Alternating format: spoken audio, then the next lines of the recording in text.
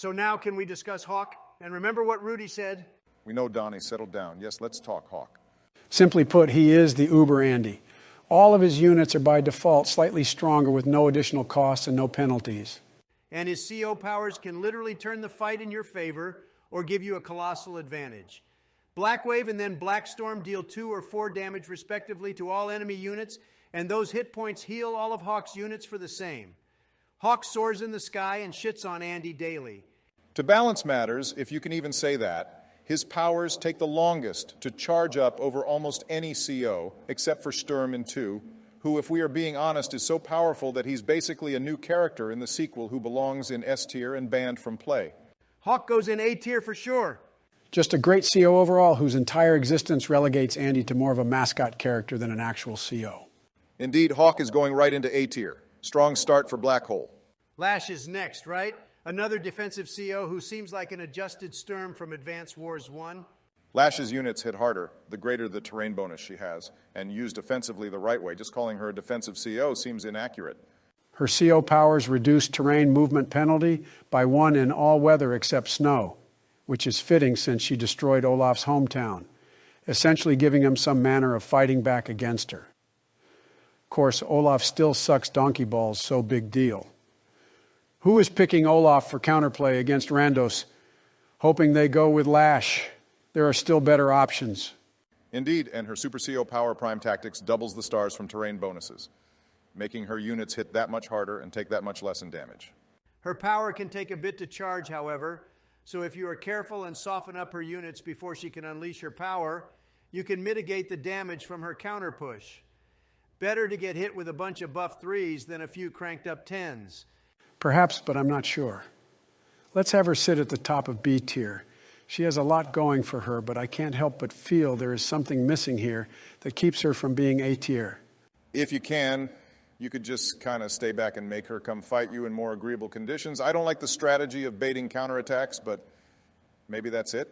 Map reliance for CO strategy is normal for this game. I don't feel right saying it's a penalty, but at the same time, we can't ignore it. Top of B is satisfactory to me. Lash reigns over the B tier then. Now it's Adder. This guy is so D it pops up twice in his name. This guy screams filler character you are meant to despise. He has no passive bonuses apart from the fastest to charge power gauge in the game. But his powers are literally just extra movement, and not even that much movement. It's +1 with his basic and +2 with his super. Just like Jess with none of the damn bonuses.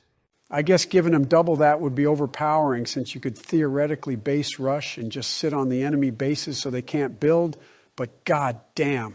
I can hear the solitary Adder stand now. But he's brilliant. You get his power so frequently, you can afford to sit on it and leave your opponent guessing on when you'll use it. They'll sit back playing it safe before like a snake you strike.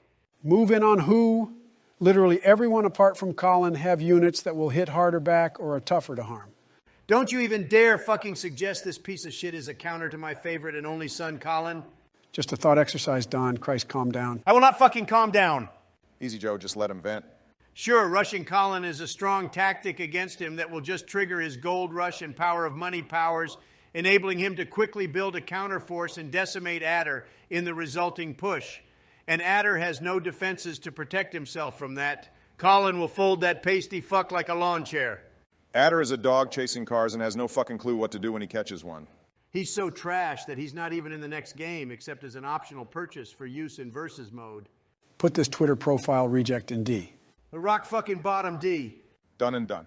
Finally, it's over. We're done with the first 2 games. Wait, no, we're Feels not good done. to see it finished. I gotta say, I can't wait to see what changes Reboot Camp brings to the game. You guys are forgetting We someone. may have to redo our entire list.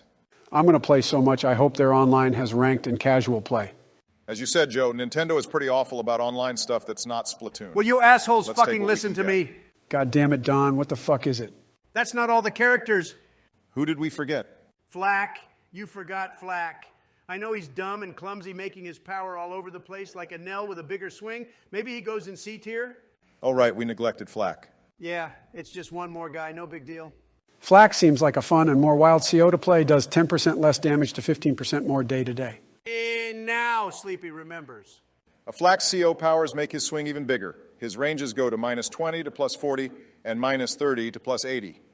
Both powers give him slightly more defense as well. His power gauge is relatively shorter compared to other COs, but not the shortest. So using a flak means you'll often get to activate them. And that could result in a flak either impotently flattening himself against the enemy units, or he sweeps them off the field. When using a flak, Brandon you're leaving has caution dementia. to the wind What's and your letting excuse fate for be your saying guide. it? If the day-to-day swing was bigger, then I'd actually suggest a flak gets placed higher. But I think C is a good place for him. Why are you referring to him that way? What way? A flak. A what? A flak. Oh, God fucking damn it.